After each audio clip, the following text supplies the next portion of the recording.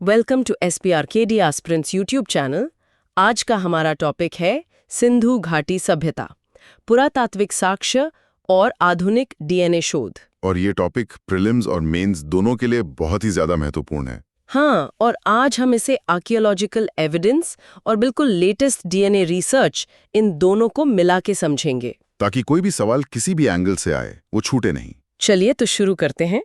जब हम सिंधु घाटी सभ्यता की बात करते हैं तो सबसे पहले दिमाग में इसका स्केल आता है, इसका विशाल आकार। बिल्कुल, हम अक्सर मिस्र और मेसोपोटामिया का नाम बड़े सम्मान से लेते हैं, है ना? जी। लेकिन सिंधु घाटी सभ्यता उन दोनों को अगर मिला भी दें तो उससे भी 3 गुना बड़ी थी। 3 गुना? हाँ, तो ये कोई एक छोटी मोटी क्षेत्रीय सभ्यता नहीं थी, ये एक बहुत ही विशाल एकीकृत शहरीय व्यवस्था थी। और इसका फैलाव भी तो देखिए, उत्तर में जम्मू के मांडा से लेकर दक्षिण में महाराष्ट्र के दैमाबाद तक, और पश्चिम में सुतका-गिंडोर से लेकर पूर्व में आलमगीरपुर यूपी तक।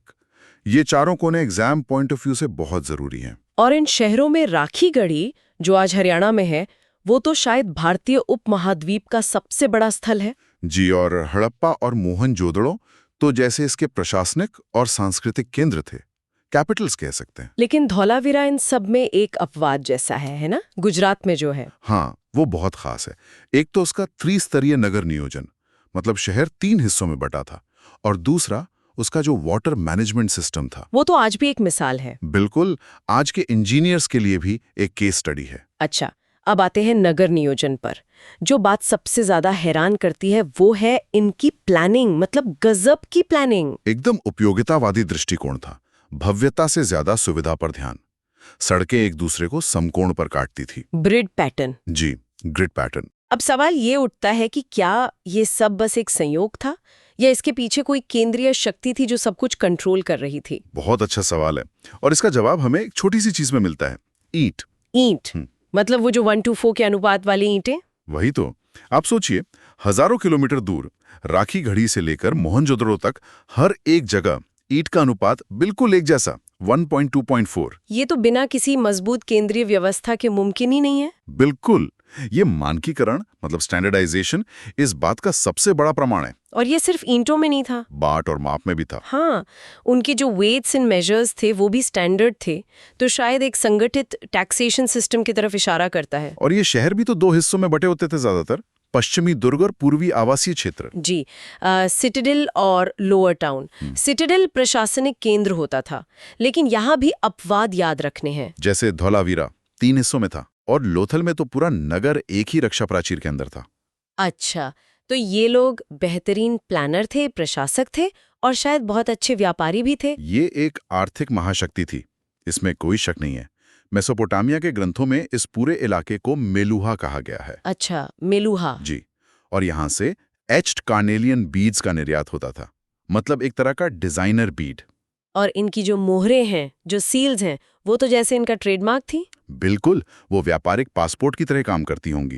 क्वालिटी की गारंटी। वो अफगानिस्तान के शोरतुघई से लाजवर्द मंगाते थे, गुजरात से कार्नेलियन, एक पूरा ग्लोबल ट्रेड नेटवर्क था।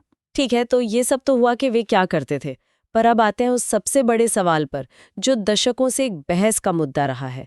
ये लोग कौन थे? सबसे बड़ी पहेली। क्या वे आर्य थे, या आर्य बाहर से आए और उन्होंने इस सभ्यता को नष्ट कर दिया? ये आर्यन आक्रमण वाली थ्योरी तो किताबों में बहुत पढ़ाई गई है, और सालों तक इसी पर बहस चलती रही। लेकिन फिर हरियाणा के राखीगढ़ी में कंकाल मिला, RGR 7.3। उसके DNA ने इस पूरी बहस पे एक तरह से फुल स्टॉप लगा दिया। तो क्या निकला उस DNA रिपोर्ट में? मतलब एग्जाम के लिए क्या फाइनल वर्डिक्ट है? देखिए, बिल्कुल साफ शब्दों में 3 बातें सामने आई। जी। पहली, सिंधु निवासियों के DNA में स्टेपी यानी आर्यन जीन की पूर्ण अनुपस्थिति थी, 0 था ही नहीं। मतलब जब सभ्यता अपने चरम पर थी तब आर्यों का कोई अस्तित्व नहीं था यहाँ। बिल्कुल। दूसरी बात, ये लोग यहीं के थे, इनका मूल स्वतंत्र था। एंसेस्ट्रल साउथ इंडियंस और ईरानी वंश का एक बहुत पुराना मिश्रण जो 12,000 साल से भी ज्यादा पुराना था। और तीसरी बात? तीसरी और सबसे अहम बात यह कि स्टेपी प्रवास यानी आर्यन माइग्रेशन इस सभ्यता के पतन के बाद हुआ, उसके दौरान नहीं। तो मतलब आर्यों के आक्रमण का सिद्धांत अब मान्य नहीं है? वैज्ञानिक साक्ष्यों के आधार पर तो बिल्कुल नहीं। सिंधु घाटी के निर्माता पूरी तरह से स्वदेशी थे, ये अब बिल्कुल साफ है। भार ये तो इतिहास देखने का पूरा नजरिया ही बदल गया। लेकिन एक पहेली तो आज भी अनसुलझी है। उनकी लिपि, हाँ, वो जो भाव चित्रात्मक लिपि है। आइडियोग्राफिक, और उसे बोस्ट्रोफिडन शैली में लिखा जाता था। ये बड़ा मजेदार तरीका है। वो कैसे? जैसे किसान खेत में हल चलाता है, एक लाइन दाएं से बाएं, फिर अगली लाइन बाएं से दाएं। अच्छा, जिगजैग पैटर्न में। जी, लेकिन आज तक हम उसे पढ़ नहीं पाए। तो भले ही हम उनकी भाषा नहीं समझ पाए, लेकिन उनका नगर नियोजन, उनका मानकीकरण और उनकी उद्यमिता, वो विरासत आज भी कहीं ना कहीं आधुनिक भारत की नींव में जिंदा है। बिल्कुल सही कहा। अगर आपको ये एक्सप्लेनेशन यूजफुल लगी हो तो SPR के एस्पिरेंट्स YouTube चैनल को जरूर फॉलो कीजिए।